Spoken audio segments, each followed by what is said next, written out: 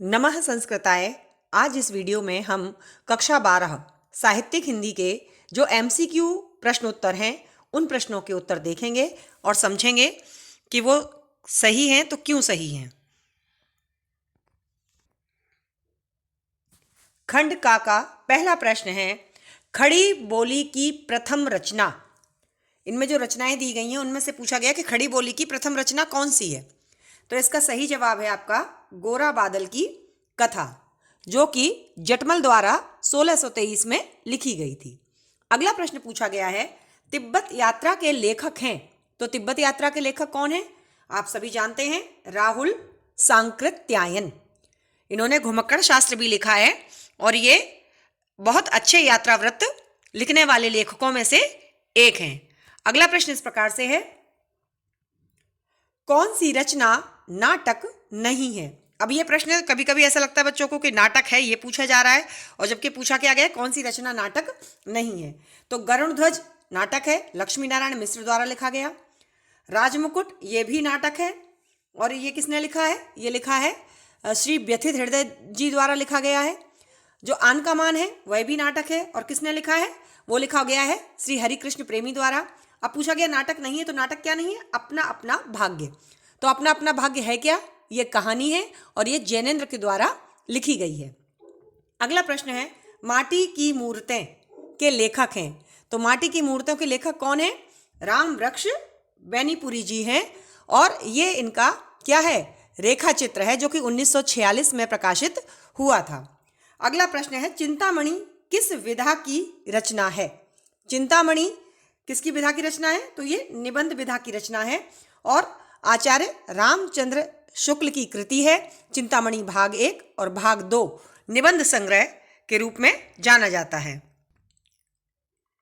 जो 5 प्रश्न हमने अभी देखे वो हिंदी गद्य साहित्य के इतिहास के थे। अब जो 5 प्रश्न हमें मिलेंगे वो पद्य साहित्य के इतिहास के होंगे।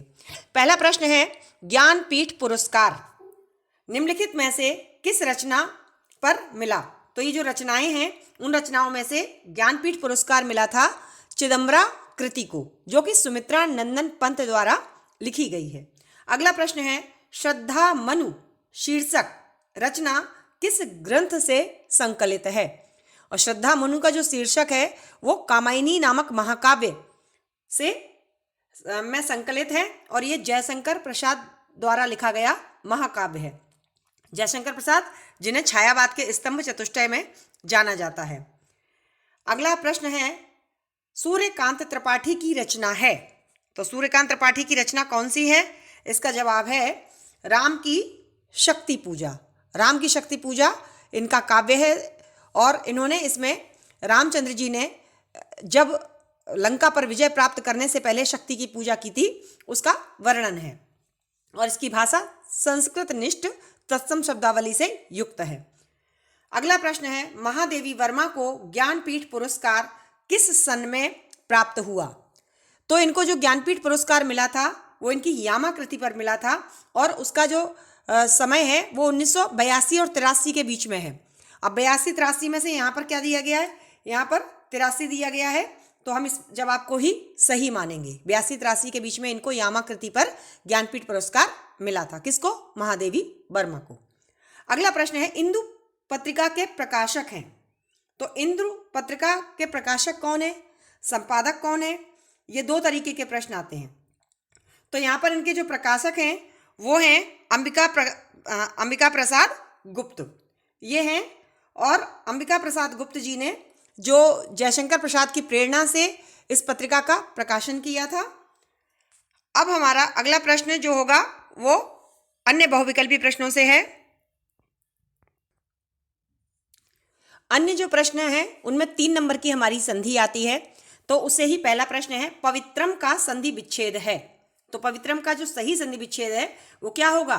वो होगा पो धन इत्रम। ये जो पहला वाला है, ओ के बाद में कोई असमान स्वर आता है तो क्या हो जाता है? ओ को अव आदेश हो जाता है।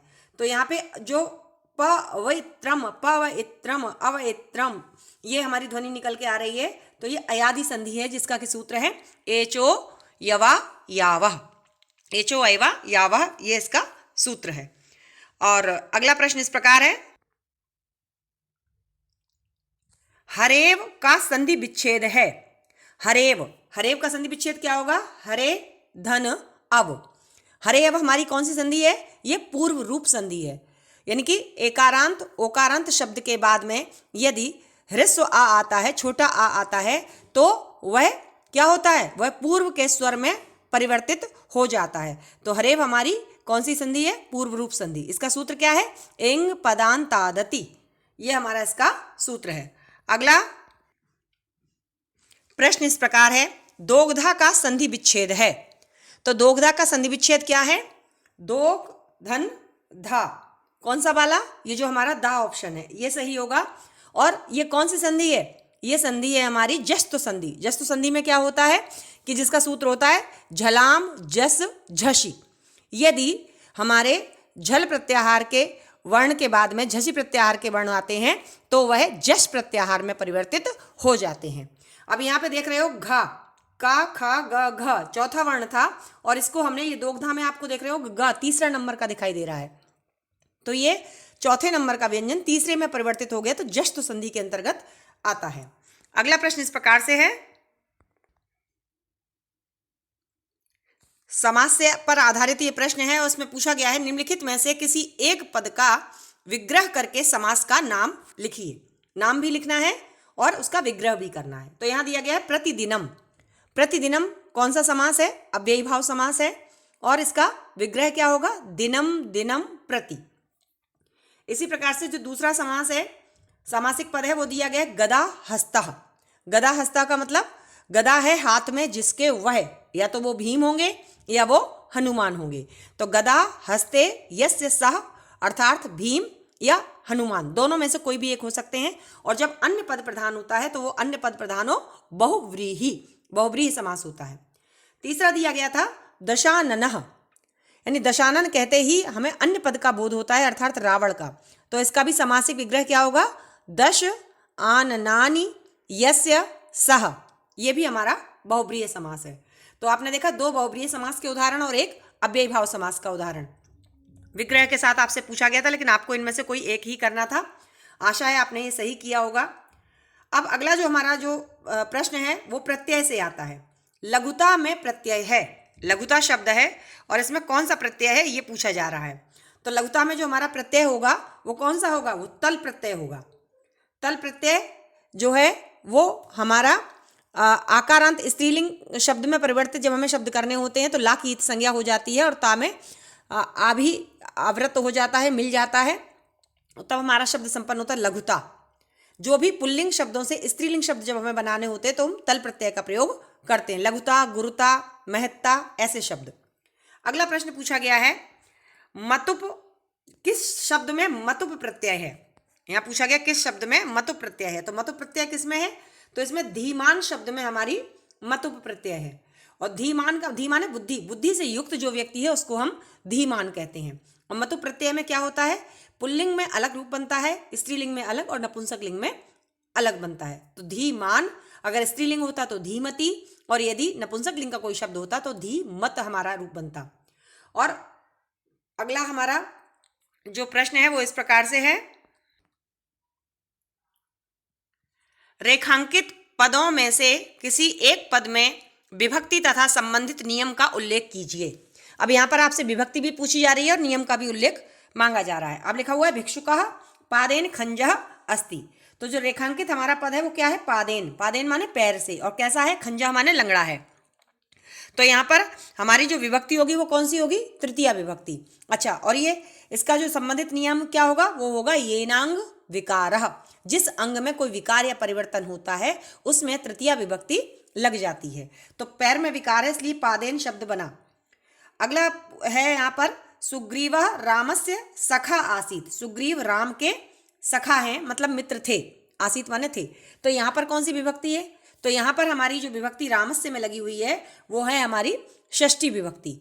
और संबंधित नियम क्या है? संबंधित नियम है षष्ठी शेषे, यानी कि जिनमें कोई और विभक्तियां नहीं है, जो संबंध बता रही होती हैं, जो जन कर्तु यानी कोई चीज कहाँ से निकली है इसके विषय में बता रही होती है, तो वहां पर भी हमारी षष्ठी विभक्ति का प्रयोग किया जाता है। तो राम, सुग्रीव राम के सखा हैं, तो यहाँ पर किसके सखा है? राम के। तो संबंध बताया जा रहा है, संबंध बताने के कारण यहाँ पर षष्ठी विभक्ति हुई है और सूत्र क्या है? षष्ठी शेषे। अगला जो है मोहन गृहात आगच्छति। मोहन गृहात आगच्छति, मोहन घर से आता है। अब गृहात में कौन सी विभक्ति लगी हुई है? तो इसमें पंचमी विभक्ति लगी हुई है और इसका सूत्र क्या है? ध्रुवम पाए अपादानम। यानी कि कोई भी चीज जब निश्चित जगह से अलग होती है तो जिससे अलग होती है उसमें पंचमी विभक्ति लग जाती है। तो घर से बच्चा अलग होगा तब कहीं आ रहा है, तब आता है, तो इसलिए घर में कौन सी विभक्ति लग गई? पंचमी। तो ये हमारा विभक्ति से प्रश्न है। एक और प्रश्न इससे संबंधित आता है, वो लिखा हुआ है निम्नलिखित वाक्यों में से येनांग विकारः कौन सा वाक्य है? अब इन्होंने वही ऊपर जो प्रश्न पूछे थे उनमें से भी दे दिया कि कौन सा वाक्य है। अब जिसमें विकार होगा, अंग में विकार, अंग में कोई कमी होगी, वहां पर हमारा ये सूत्र जो है वो लगेगा और उससे संबंधित वाक्य कौन सा होगा? आप देखो यहाँ लिखा है गृहम परितः वनम अस्ति। उभयतः परितः के योग में कौन सी विभक्ति लगती है? द्वितीय विभक्ति लगती है। आपको याद कराया था, अभितः परितः समयानिक साहा प्रतियोगे अपि द्वितीया। तो ये हमारा यहाँ पे गलत हो जाएगा। फिर दूसरा वाक्य दिया गया है सह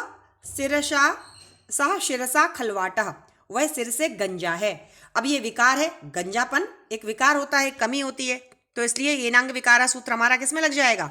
इसी वाले वाक्य में लग जाएगा। अच्छा, अगला क्या है? अगला है देवेभ्य स्वाहा। देवताओं के लिए स्वाहा है, यानी कि जो हम सामग्री, हवन सामग्री डालते हैं हवन कुंड में, तब हम इसका प्रयोग करते हैं। तो नमः स्वस्ति स्वाहा स्वधा अलम वसट योगाच, इनके योग में कौन सी विभक्ति लगती है? चतुर्थी। और पूछा क्या गया है? येनांग विकार के बारे में। तो हमारा सही जवाब कौन सा हो जाएगा? दूसरा वाला उत्तर सही हो जाएगा। तो ये कुछ प्रश्न थे जो इस वर्ष की 2024 की बोर्ड परीक्षा में कक्षा 12 के साहित्यिक हिंदी के विद्यार्थियों से पूछे गए थे और ये केवल MCQ जो क्वेश्चन थे वही हमने यहाँ पर डिस्कस किए हैं। आशा है आपको इससे आने वाली परीक्षाओं में कुछ सहायता मिलेगी। मिलेंगे अगले वीडियो में, तब तक के लिए नमस्कार।